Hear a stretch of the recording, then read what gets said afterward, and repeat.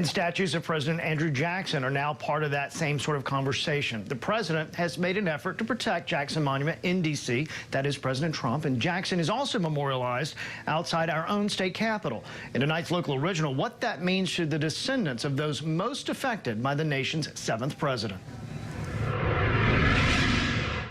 The Indian Removal Act of 1830 meant the forced removal of some 60,000 Native Americans. Among those, the Cherokee, who made their way on foot from the North Carolina mountains to Oklahoma. 4,000 died on what's known as the Trail of Tears. The Cherokees alone, we lost approximately a third of our population. And think about that. A third of the Cherokee population was lost to a decision that was made at the federal level, to take our lands and move us west.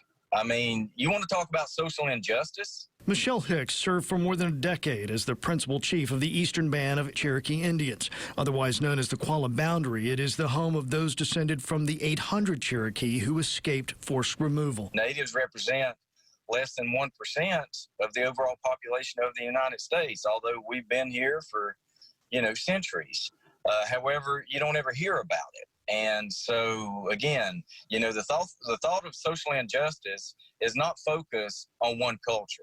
It should be focused on all the related cultures to find the balance. The order to relocate was made by President Andrew Jackson. Born in the Carolinas, his statue sits outside the state capitol in Raleigh. Rather than seeing its removal, though, Hicks would like to see a marker alongside it, telling the full story. If statues are going to be displayed, then they need to, be related to the true history and not just recognized for, just simply the positive things that occurred under their leadership.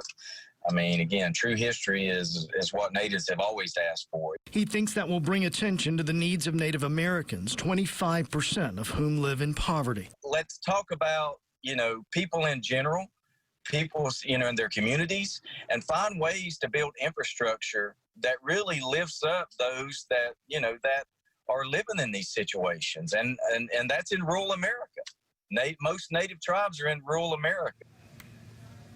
And, Angela, he was talking about one tribe out west, many of whom have homes that still have dirt floors. So they certainly would like to be a part of what has become a national conversation. Very, very interesting, Russ. Thank you.